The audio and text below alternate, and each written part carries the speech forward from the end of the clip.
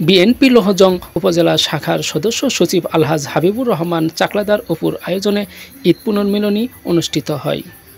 ঈদ পুনর্মিলনী অনুষ্ঠানে উপস্থিত ছিলেন বাংলাদেশ জাতীয়তাবাদী দল ও অঙ্গ সহযোগী সংগঠন লোহজং উপজেলা শাখার নেতাকর্মীরা।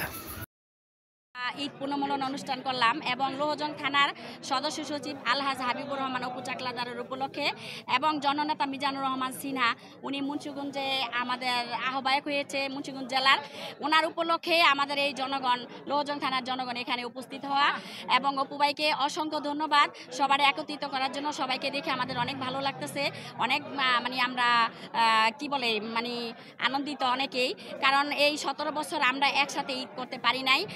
আমাদের ভাইয়েরা এক এক জায়গায় রয়েছে, আমরাও এক এক জায়গায় রয়েছি। ঈদ কীভাবে গেছে আমরা বলতে পারি না। আমরা খুব সুন্দরভাবে ঈদটা পালন করলাম। প্রায় 6000-এর উপরে নেতাকর্মীদের এই আজকে ঈদ পুনর্মিলন অনুষ্ঠানের আয়োজন করছে আলহাজ হাবিবুর রহমান অপু চাকলাদার সাহেব, লোহজং থানার সদস্য সচিব। চলবে যতক্ষণ কর্মীরা আসবে।